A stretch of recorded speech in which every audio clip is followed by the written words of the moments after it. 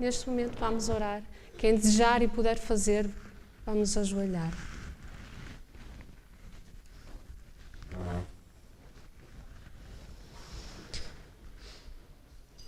Bondoso e eterno Pai, Senhor, obrigado, Senhor, pelas tuas maravilhosas bênçãos, Senhor. Que o teu nome aqui seja bendito e honrado, Senhor, assim como em todos os lares, Senhor, dos teus filhos.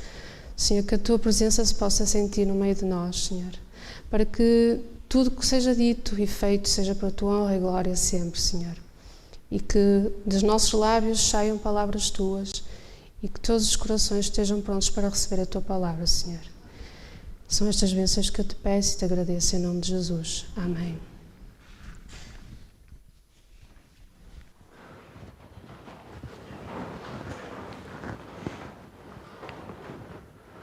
Antes de mais, muito provavelmente devem estar a estranhar porque é que estão duas pessoas na escola sabatina, quando normalmente estão uma. Devem facilmente calcular, o título da lição desta semana é a família. E desde já agradecemos o convite à direção da escola sabatina, a oportunidade também que nos está a dar de passar ou de recapitular a lição desta semana. Aqui entre nós, claro que quando o irmão Pedro, na qualidade de diretor da escola sabatina, nos fez o convite, e modéstia à parte, acho que não havia melhor família do que nós para passarmos a lição desta semana, não concordam?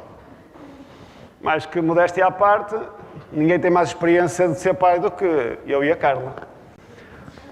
Provavelmente temos muito para vos ensinar.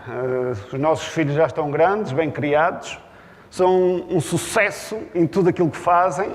Por isso, nada melhor do que realmente eu vos dar aqui uma palestra de educação, porque realmente eu sou o perfeito nessa área.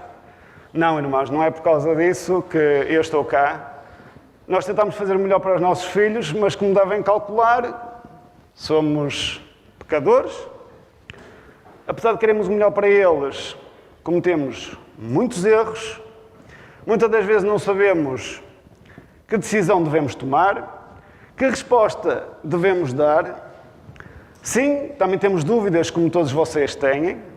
Temos incertezas e, acima de tudo, temos muito medo daquilo que lhes pode acontecer.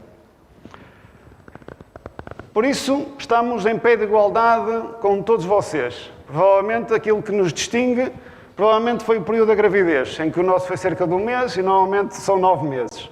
Provavelmente essa foi a grande diferença. E há quem tenha gêmeos da mesma idade e nós tivemos irmãos com idades diferentes. Mas, tirando isso, na realidade, não há nada que nos distinga. Nós queremos apenas fazer o nosso melhor. Queremos que eles tenham sucesso na vida. Queremos que eles sejam felizes. E muitas das vezes nós não sabemos como lhes proporcionar essa felicidade. Mas, graças a Deus, nós estamos aqui hoje. E se estamos aqui hoje é porque nós temos a certeza que há alguém que é muito superior a nós, que está sempre pronto para nos ajudar. Alguém que tem sempre a resposta para nos dar nos momentos difíceis, nos momentos mais complicados. Nós simplesmente podemos ajoelhar e pedir o auxílio que só pode vir do céu. E na semana passada nós falámos sobre a primeira sala de aula, não foi?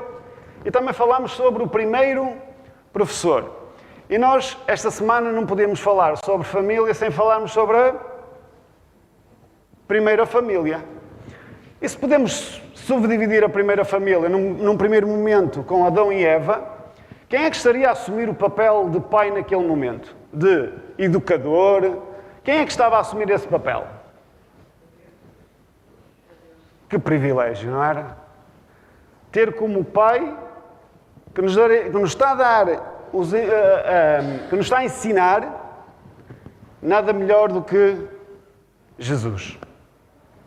Diariamente, a todo momento, poder diretamente ouvir das palavras do Criador o que é que era melhor para Adão e o que era melhor para Eva.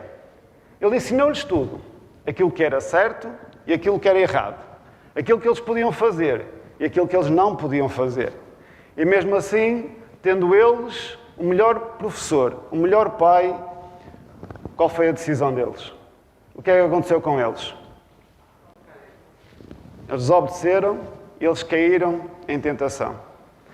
Por isso, quando nós olhamos para Adão e Eva e olhamos para os nossos filhos, olhamos para os nossos amigos, que hoje a gente olha e eles não estão cá, apesar de terem tido uma educação cristã, neste momento não partilham da mesma fé que nós.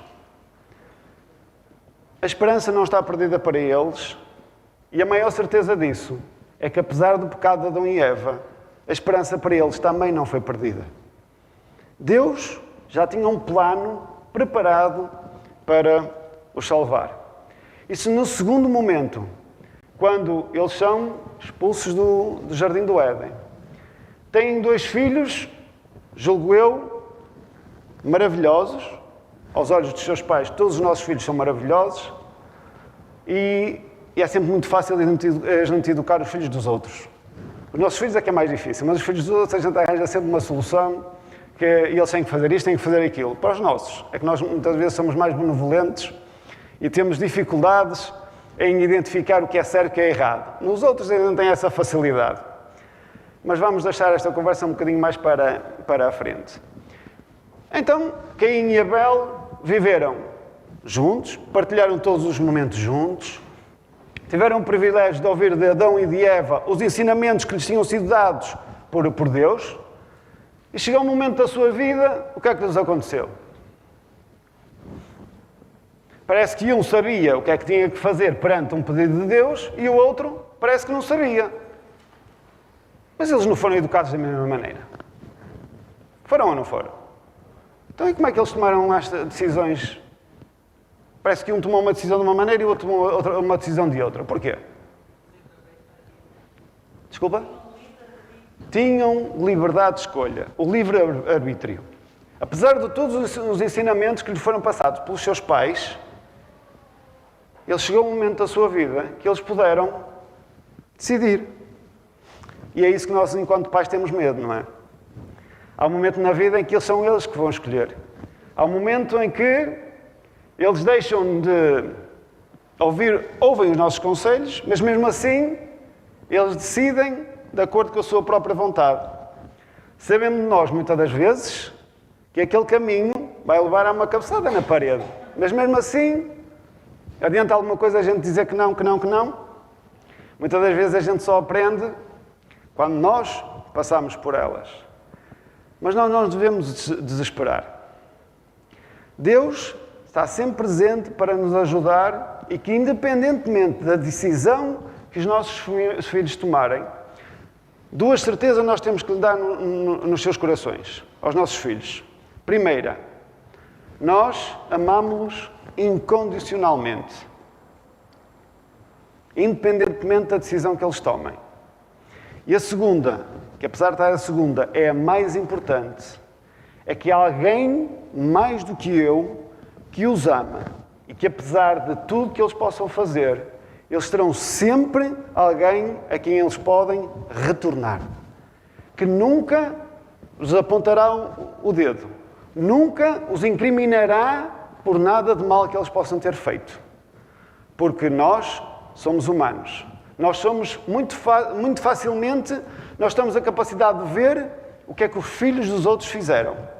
Mas somos muito benevolentes com aquilo que de mal os nossos filhos fizeram. E o comportamento devia ser igual. Porque enquanto eu falo como pai e mãe de 3 filhos, nós aqui somos uma família. Nós assumimos a responsabilidade de pais e de mães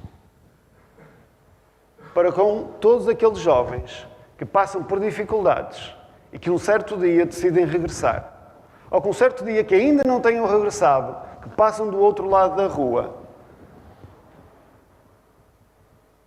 E o que é que eu faço?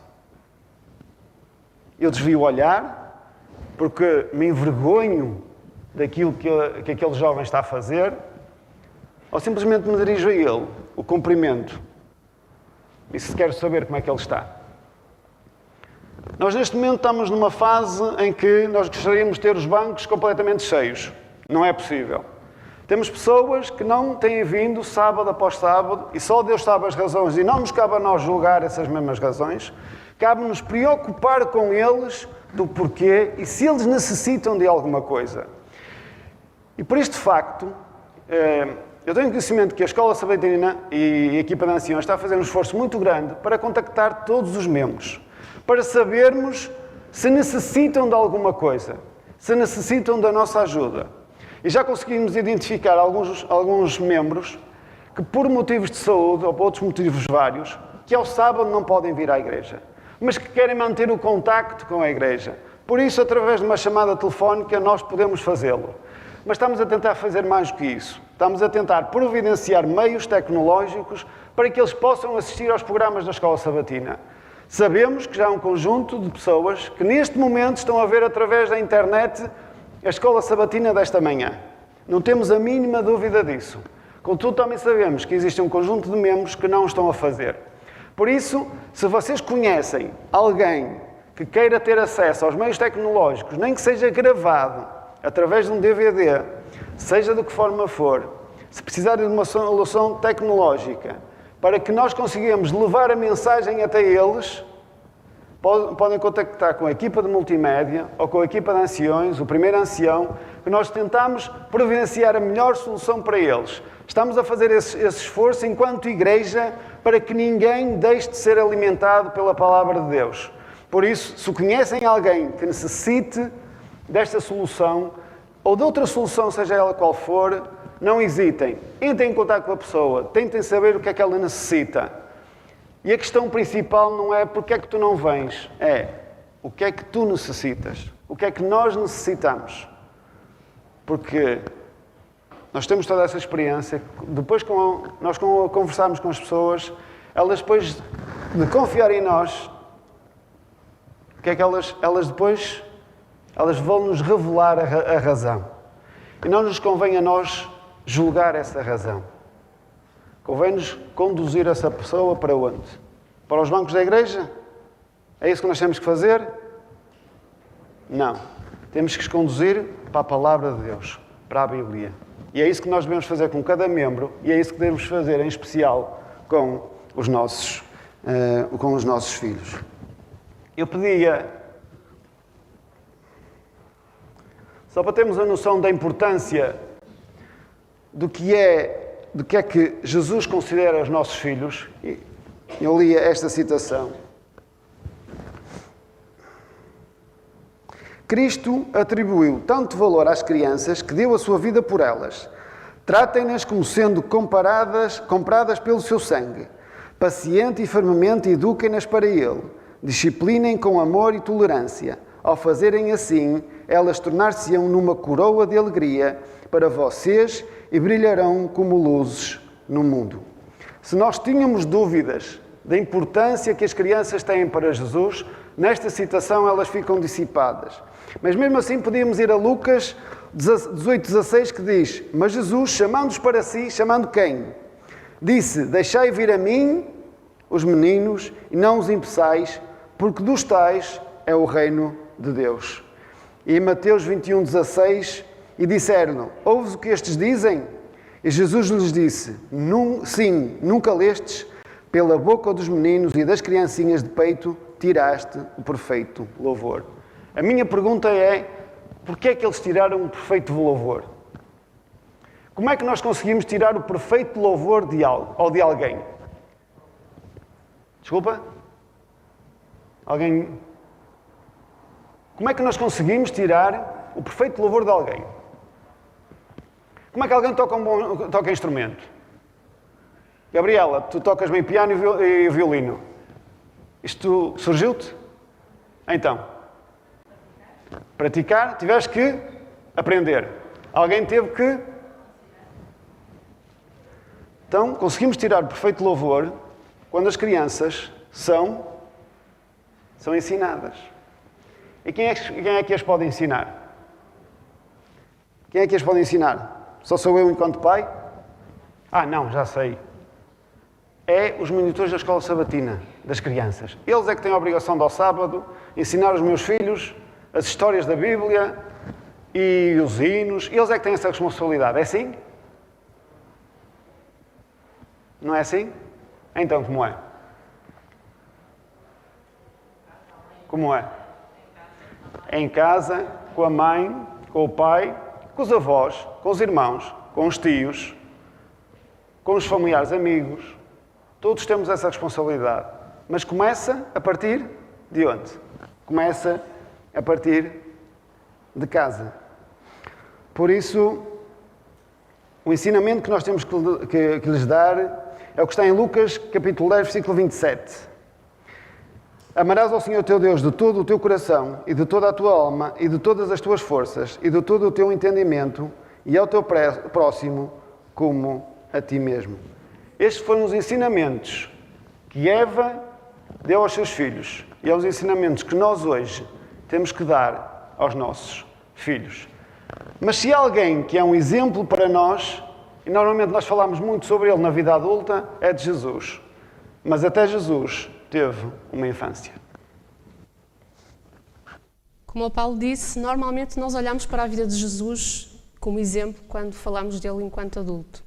Mas nós, na Bíblia, temos vagas referências à sua infância.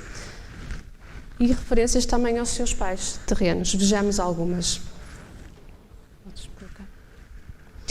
Em Lucas 1,30 diz-nos que Maria achou graça perante Deus.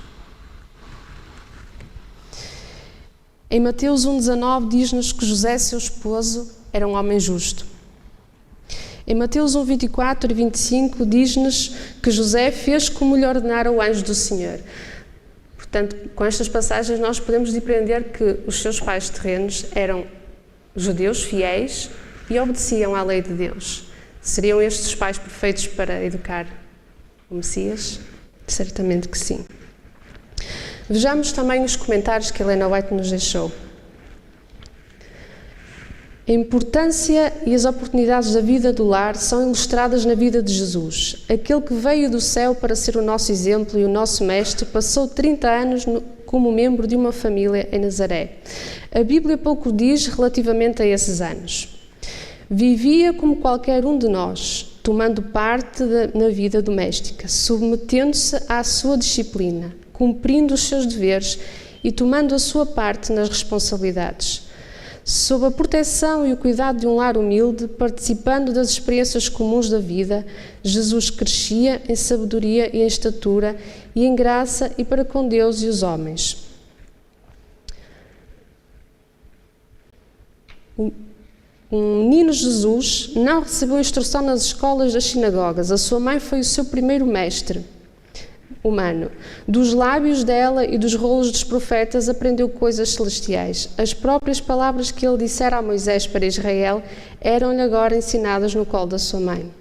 Ao avançar na infância para a juventude, não procurou as escolas dos rabis. Não necessitava da educação vinda de tais fontes, pois Deus servia-lhe de instrutor. O colo da sua mãe foi a sua primeira instrução. De pequenino se tornou um juvenil e não precisou dos ensinos dos rabis, pelo contrário, ele ensinou os rabis. Na passagem que temos em Lucas 2, 49, 52, esta passagem deu-se na festividade da Páscoa. Jesus e a sua família foram até Jerusalém para festejar a Páscoa. No regresso a casa, seus pais viram que Jesus não estava com eles. Então voltaram para trás para o buscar. E onde estava Jesus? Estava no meio dos rabis. Não a aprender deles, mas a ensinar-lhes. Então, sua mãe, surpresa, chegou ao pé dele e disse porquê que ele fez aquilo. E ele respondeu-lhe. Ele lhe respondeu, porque me procuráveis? Não sabias que me cumpria estar na casa de meu pai? Não compreenderam, porém, as palavras que lhes dissera, e desceu com eles para Nazaré, e era-lhes submisso. Sua mãe, porém, guardava todas estas coisas no coração. E crescia Jesus em sabedoria, estatura e graça diante de Deus e dos homens. Nestas primeiras palavras, nós vemos que Jesus já sabia exatamente qual era o seu papel nesta terra. Ele já com 12 anos, já sabia qual era, a quem é que deveria adorar. Jesus também nos é dito que Jesus era submisso aos seus pais. Apesar de ele já saber qual era o seu papel aqui na terra, ele continuou submisso aos seus pais, porque ele foi para casa com os seus pais como eles lhe tinham pedido para ele ir. E diz-nos também que Jesus crescia em sabedoria, estatura e graça diante de Deus e dos homens. Jesus crescia em todas as suas áreas da vida. Jesus fez um homem perfeito. Vemos então que este é um modelo perfeito de educação. Portanto, será o melhor modelo a nós, como homens, segui-lo. Portanto, Jesus não é só para nós, homem, modelo enquanto adulto, mas sim também como criança. Os ensinos, o educar, não se faz sem comunicação. E uma comunicação tem que ser boa. Não, uma má comunicação não existe ensino. E para existir uma boa comunicação também temos que ter alguém com quem comunicar. Temos que ter relacionamentos. E não basta ser um relacionamento qualquer, tem que ser um bom relacionamento, porque não adianta eu ter um mau relacionamento com alguém e querer ensinar alguma coisa a essa pessoa e ela não me vai ouvir com os ouvidos como se tivesse um bom relacionamento comigo. Portanto, convém nós termos relacionamentos para podermos ensinar e bons relacionamentos. O que é que Helena White também nos diz acerca disto? Vamos ouvir palavras, elas são melhor para expressar isto do que as minhas. Esta citação, quando lemos professor, também podemos ler pais ou quem ensina. As obrigações do professor são sérias e sagradas, mas parte alguma da sua obra é mais importante do que a de velar pelos jovens com terna e amorável solicitude, de modo que sintam ter nele um amigo. Se o professor ou os pais conquistarem a confiança dos alunos, poderão facilmente guiá-los, controlá-los e prepará-los. Aqui a boa relação. Os santos motivos em que se baseiam os nossos princípios cristãos devem ser introduzidos na vida. A salvação dos seus alunos ou dos seus filhos é o mais elevado interesse confiado ao professor ou aos pais tementes a Deus. Ele ou eles são colaboradores de Cristo e o seu especial e determinado esforço deve ser salvar almas da perdição e ganhá-las para Jesus Cristo. Portanto, se este texto se aplica tanto aos professores como aos pais, é a obrigação de quem ensina e de quem quer passar alguma informação ter um bom relacionamento, e para isso temos que ser amigos, temos que criar empatia com quem nós vamos querer comunicar algo. Se nós não temos empatia com os nossos filhos, se nós não nos colocarmos no lugar deles, se nós não pensarmos naquilo que nós também já fomos enquanto pequeninos, adolescentes, se não nos pusermos um pouco no papel deles, não vamos compreender e não vamos aceitar de bom grado tudo que eles possam fazer de errado. Eu estou a falar, isto parece fácil, mas não, é difícil, porque isto na prática é muito difícil. E se há coisa que me perturba é eu não conseguir perceber os meus filhos, para os poder ajudar da melhor forma. Por isso é importante que nós estejamos sempre atentos aos nossos filhos, que nós possamos deixá-los partilhar os seus problemas, para que nós os possamos ajudar e ensiná-los da melhor forma. Um outro comentário de Helena White diz-nos que a terna afeição deve ser sempre nutrida entre marido e mulher, entre pais e filhos, irmãos e irmãs. Cada palavra ríspida deve ser contida. Isto é para mim, principalmente. E não deve haver sequer aparência de falta de amor de uns pelos outros. É dever de todos na família serem amáveis e falar bondosamente. Cultivem a ternura, a afeição e o humor que se expressam em pequenas cortesias, nas palavras e na atenção solícita. A Bíblia dá-nos vários princípios de como nós devemos criar relacionamentos bons com os outros, assim como criar laços fortes entre família. E eu escolhi este porque acho que é muito importante na nossa relação com qualquer pessoa, mas muito importante na família. Então, queria-vos ler Provérbios 18, 21. Vejamos o que é que nos diz.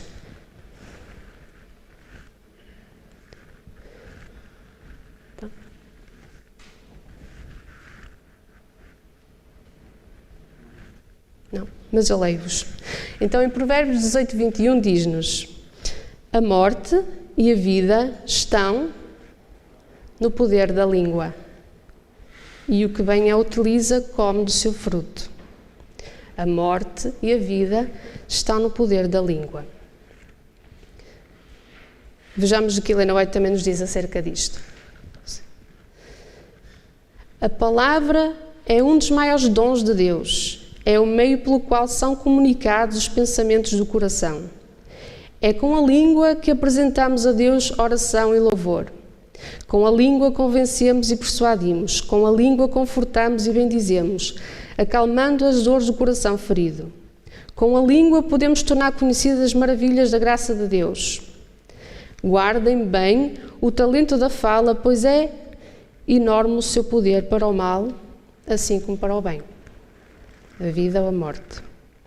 Não podem deixar de ser cuidadosos em relação ao que dizem, pois as palavras que preferirem mostram qual o poder que controla o vosso coração. Se Cristo ali domina, as vossas palavras revelarão a beleza, a pureza e a fragrância de um caráter moldado e afeiçoado pela sua vontade. O poder da palavra pode nos levar à vida ou à morte. Escolhemos nós levar à vida ou à morte, escolhendo as palavras que dizemos aos nossos filhos, o que é que nós estamos a fazer? Somos servos de Deus ou servos do inimigo? Por isso, as palavras têm muito poder. As palavras têm tanto poder que podem mudar as crenças que os nossos filhos podem ter, que podem direcionar aquilo que eles vão escolher no seu futuro. Por isso, o papel dos pais, aquilo que nós dizemos em casa, tanto os pais como avós, tios, os relacionamentos familiares são importantes no sentido em que, na convivência familiar, aquilo que nós dizemos é muito importante e pode moldar o caráter dos nossos filhos e pode direcioná-los para o bem, para o mal, para a vida ou para a morte. Vou-vos ler mais uma citação de Helena White. Pais e mães, vocês têm uma solene obra a fazer. A salvação eterna dos vossos filhos depende do vosso procedimento. Como educarão com êxito os vossos filhos? Não injuriando, pois isso nenhum bem fará. Falem com os vossos filhos como se tivessem confiança na sua inteligência. Lidem com eles com bondade, ternura e amor. Digam-lhes o que Deus quer que façam. Digam-lhes que Deus quer que se eduquem e se preparem para serem seus colaboradores. Ao fazerem a vossa parte, podem confiar que o Senhor fará a sua. Desculpa.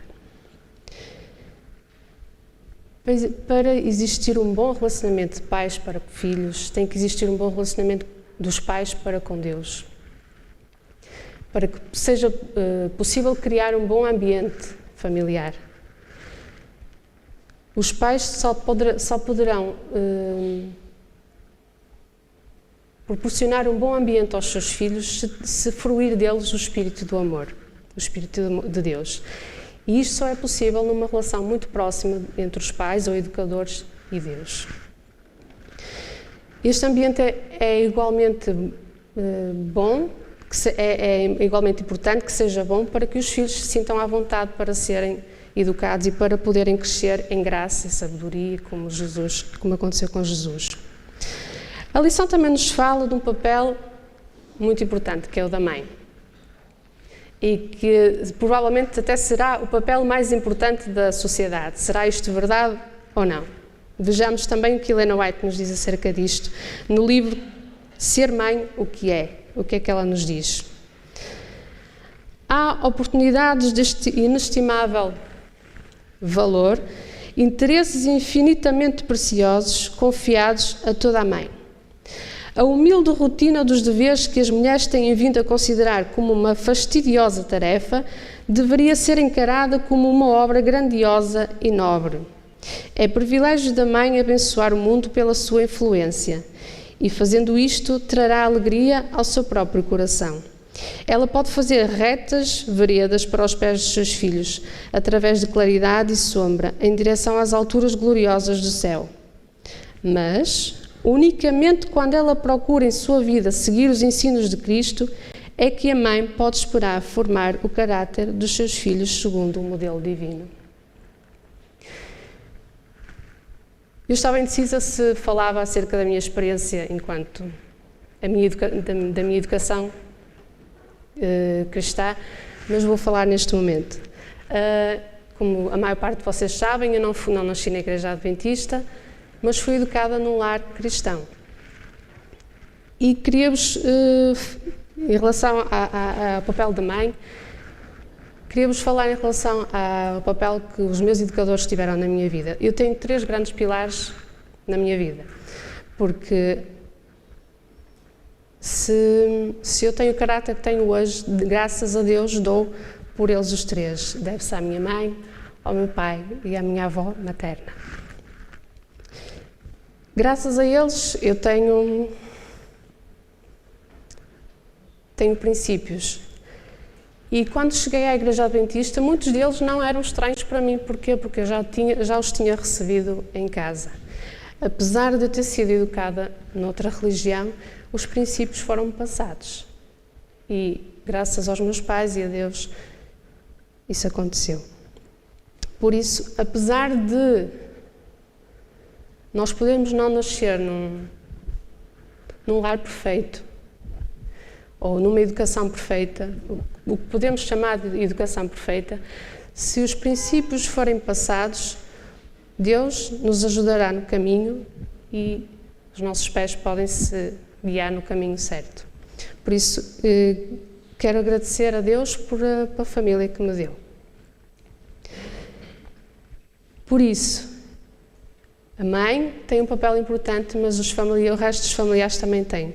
Se eu tive um pai e uma avó que me ajudaram, portanto, a mãe, sim, tem um lugar privilegiado, tem um lugar abençoado, é o nosso primeiro contacto enquanto seres humanos nesta terra, mas se nós, enquanto educadores, enquanto tios, primos, nós podemos ajudar todas as crianças, podemos ser educadores, assim como os pais.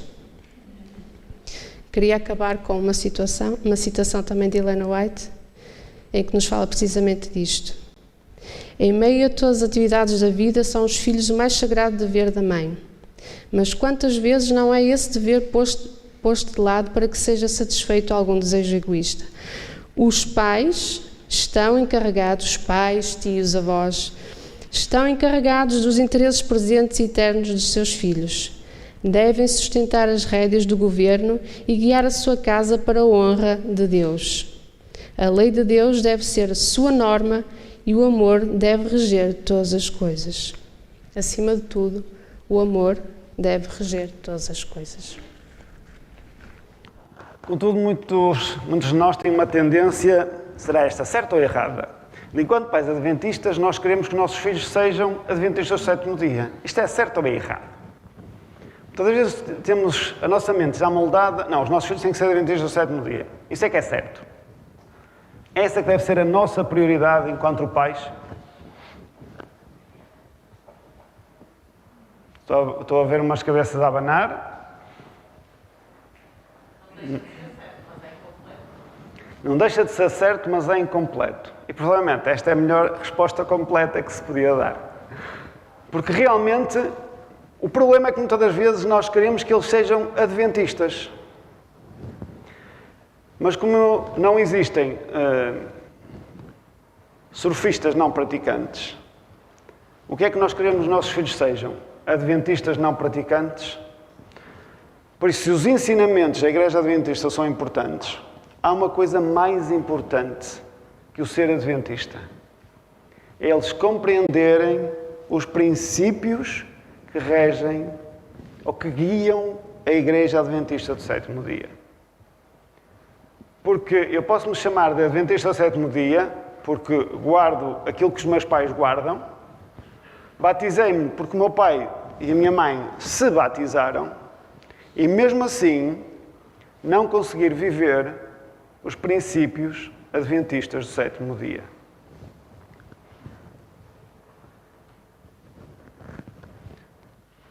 Muitos pais têm a esperança de que a doutrinação precoce dos seus filhos com os ideais, os ensinos e o estilo de vida adventistas os levarão a tornar-se fiéis adventistas do sétimo dia quando forem adultos, cujo compromisso com Deus e com a Igreja os possa motivar a abraçar um ministério a tempo inteiro. No entanto, para desânimo de muitos pais, os seus filhos não só não permanecem adventistas do sétimo dia ao atingirem os seus anos de jovens adultos, eles não fazem sequer qualquer profissão de fé cristã. O seu estilo de vida, sem restrições morais, excede até o estilo de vida dos seus pares que não tiveram qualquer educação cristã. As esperanças dos pais são esmagadas e eles ficam perplexos quanto ao que aconteceu e onde é que falharam. A minha pergunta é: terão os pais falhado? Terão os pais falhado? Sim ou não? Aí desta pergunta não se esquivam. Terão os pais falhado? Sim ou não? É complicado. É difícil dar esta resposta? Não, eu vou pegar um bocadinho em algo que a Carla falou antes e na própria experiência pessoal que ela viveu. Certamente todos os casais que aqui estão, se pudessem falar, têm uma história única de vida, de educação, que depois, na maior parte dos casos, aquilo que nós vivemos, aquilo que nós sentimos, vai ser aquilo que nós vamos refletir e aquilo que nós vamos fazer. A não ser que, nos entretantos, nós tenhamos uma experiência com Deus que transforma completamente a nossa vida e muda a nossa forma de agir. Porque se eu tiver uma educação má, se eu for ensinado com maus princípios, se eu em casa só ouvir palavras ríspidas ou com alguma violência, naturalmente eu serei um educador dessa forma. Mais uma vez, a não ser que eu tenha uma experiência pessoal com Jesus e que isso mude, porque Deus é um Deus que quebra ciclos e isso vai mudar a nossa forma de educar. E acho que a obrigação dos pais não deve ser doutrinar filhos, mas deve ser proporcionar aos filhos um espaço onde eles possam viver essa mesma experiência e esse contacto com um Deus e transformarem-se em discípulos de Jesus, não em adventistas do sétimo dia. E isso é uma decisão que é pessoal deles e será mais tarde. Muito obrigado, Pedro. Joel. Fizeste a pergunta, como disseste, os pais querem que os filhos sejam adventistas. Os pais querem, fazem coisas porque eles sejam. Não é só nós querermos que eles sejam adventistas. O importante é incutir neles, de crianças, desde a idade que a gente conhece a igreja, a importância que Deus e Jesus têm na nossa vida e o que Ele é para nós. Eu quero que ele seja adventista, mas não faço nada por isso, venho à igreja. Não o trago, não o ensino, não explico porquê a igreja. Não adianta nada querermos seja adventista. Compreendo? Agora, quando disseste também, se os pais falharam em alguma coisa, isso é muito. Não tem regra, porque é assim, tu podes educar muito bem o teu filho, mas ele é um ser humano, ele pensa por ele próprio. Não adianta nada, tu não falhaste, podes não ter falhado. Ele é que decidiu assim, porque nós temos o livre-arbítrio de decidir a nossa vida, fazer aquilo que queremos. Por isso, há pais que realmente não fizeram tudo para os filhos e eles até depois chegam-se à igreja, já os que fizeram, eles afastam-se, eles voltam. Deus tem que trabalhar nessa pessoa e nós ajudarmos essa pessoa e ele por si é que vai decidir se quer vir à igreja, se quer seguir a Cristo ou isso mesmo. Os pais fazem, podem realmente, é como eu digo, não há regra, uns fazem mais, outros fazem menos, outros não fazem nada, mas depois aqueles que fazem muito e perdem os filhos. Nós temos casais na nossa igreja, agora por acaso não estão aqui, mas que educaram os dois filhos da mesma maneira e um perdeu-se, quer dizer, não está na igreja, não é questão de perder-se, e o outro manter-se na igreja. Afinal, se calhar deu uma educação a um e ao outro, não acredito, é a decisão de cada um, compreendes? Tudo isso. Era mesmo aí que eu queria chegar. É que muitas das vezes nós vemos que os pais martirizam-se, culpabilizam-se por aquilo que os filhos fizeram, ou a decisão que os filhos tomaram. É claro que nós temos de ter a perfeita noção, e esta lição chama-nos a atenção para isso, que nós temos uma responsabilidade muito grande na educação dos nossos filhos. Que tudo o que nós fazemos, tudo aquilo que nós fazemos, pode contribuir para o caminho que eles vão seguir. Só que, tal como nós quisemos, num determinado momento da nossa vida, eles também o querem para a vida deles. Que é chegar a um momento, diz, calma pai, calma mãe.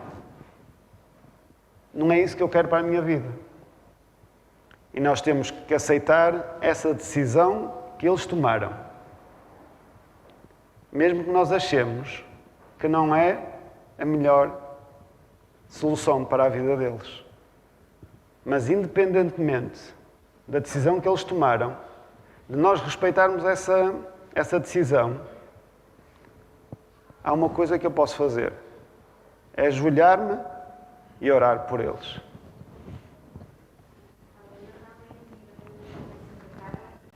Quando cheguei à igreja, percebi que muitos dos princípios que a profecia mostrava e a Bíblia mostrava, os meus pais o praticavam comigo. E eu entendi algo. Entendi que os pais falam sim, mas o importante é que quando nós nos alimentamos de uma certa forma, não é? Muitos alegam que não adianta fazer um determinado tipo de alimentação porque vai morrer, não é? Mais tarde ou mais cedo vai morrer, não é? Eu costumo dizer, sim, mas até morrer pode estar numa cama a sofrer, não é? A educação também é assim. Nós vamos promover a melhor educação aos nossos filhos, não é? Para que possamos evitar qualquer tipo de desvio. Por isso, muitos pais podem falhar-se nesse sentido, porque acham que não têm livros de profecia para serem orientados, ou uma Bíblia para serem orientados, mesmo na educação. Compreendes? O importante é fazermos o que está orientado para todos os pais adventistas, para que nós possamos receber esse fruto. Claro que Caim desviou-se, mas se calhar Deus não disse para Adão e Eva. A verdade é que ele teve a determinada altura de decidir e decidiu pelo caminho errado. O importante é que eu vi que os meus pais tinham princípios, promoveram esses princípios, têm frutos. Neste momento estou na igreja, a minha irmã não está, mas quem sabe um dia também irá estar. O importante é termos essa relação, e eu não tenho filhos, é verdade. Mas eu tive uma boa experiência que me leva a refletir que se nós passarmos os princípios aos nossos filhos, melhor serão os frutos e frutos positivos. Houve aqui um aspecto muito importante que é a questão dos livros de Espírito de Profecia. E do título da lição desta semana que não nos esqueçamos. Porque todos os ensinamentos de Cristo estão escritos, estão na Bíblia, são para nossos ensinamentos. E nós temos um privilégio extra de termos um conjunto de livros que nos pode orientar na educação da criança. E ainda semana passada, a irmã Isabel falava que existem professores que já utilizam esses livros como método de ensino, como pesquisa, como livros de pesquisa. E eu esta semana, ao ver a quantidade de livros que nós temos ao nosso dispor, e que eu, enquanto pai, provavelmente não li 10%, e são de um conhecimento tal, de uma profundidade tal, que não dá para duvidar da inspiração da irmã Ellen White, porque há 100 anos atrás era impossível algum ou alguém ter esta noção de educação de uma criança. Hoje em dia fala-se que durante a gravidez que se deve cantar para o bebê, para ele ouvir a voz do pai e da mãe, que nos primeiros 3 anos de vida, que são a fase mais importante do crescimento de uma criança. Hoje em dia encontramos livros científicos ou educacionais que nos ensinam isso. Quando nós já tínhamos escritos há 100 anos, que já nos orientavam nesse mesmo sentido. Mas mais para além desses livros, nós temos a Palavra de Deus. E é nela que nós temos que confiar cegamente. É ela que nos orienta o caminho que nós temos que dar aos nossos filhos. Agora, enquanto pai e enquanto mãe, eu não sei o que é que vai acontecer à Daniela, ao Zé e ao Márcio. Nós tentamos proporcionar-lhes o melhor caminho possível. Temos errado muitas vezes. Graças a Deus, tenho tido a capacidade de pedir perdão quando erro. E só Deus sabe quão difícil isso é. Admitir a um filho que peço desculpa, mas eu estava errado. Não é fácil enquanto pai fazermos isso.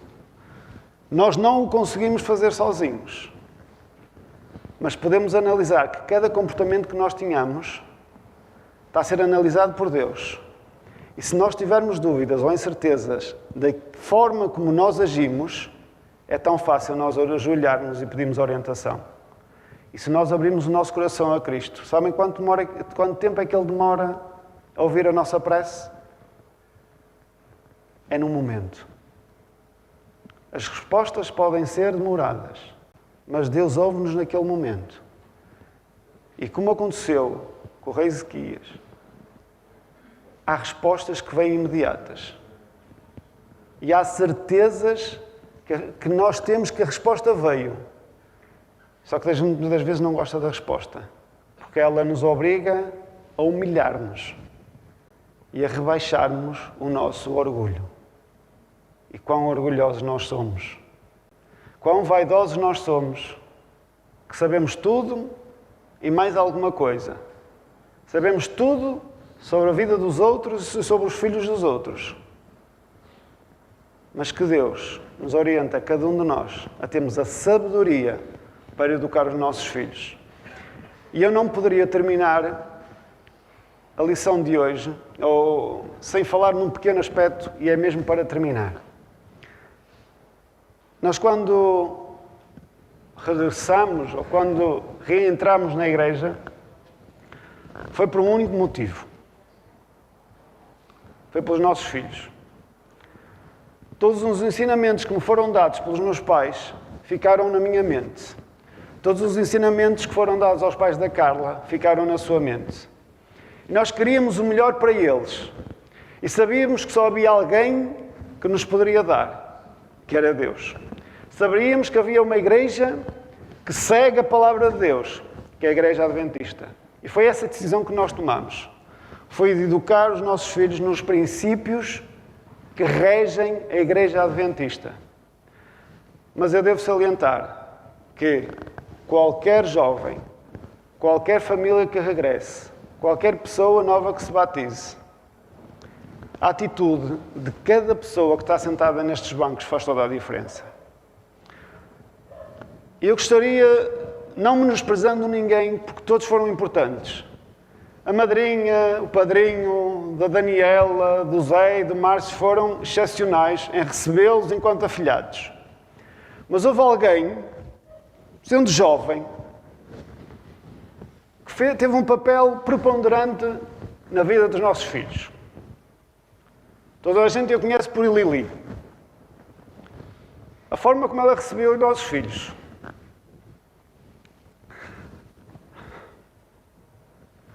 Ela é muito nova, tem a idade para ser minha filha, mas teve a capacidade de receber os meus filhos e amá-los de forma incondicional. Integrá-los nos clubes. Eles hoje, a Daniela hoje, está nos rebentos, como diretora dos rebentos. E é a atitude de cada um de nós. E no cargo onde nós estivermos, nós podemos fazer a diferença. A Lili fez a diferença na vida dos meus filhos. Obrigado, Eliseu, graça. Nós não sabemos o que vai acontecer com a Lili ou com outro jovem qualquer nesta igreja. Mas há momentos na vida de cada um que decidem e que influenciam o caminho dos jovens na nossa igreja. E nós podemos fazer essa diferença. Que Deus nos abençoe a todos.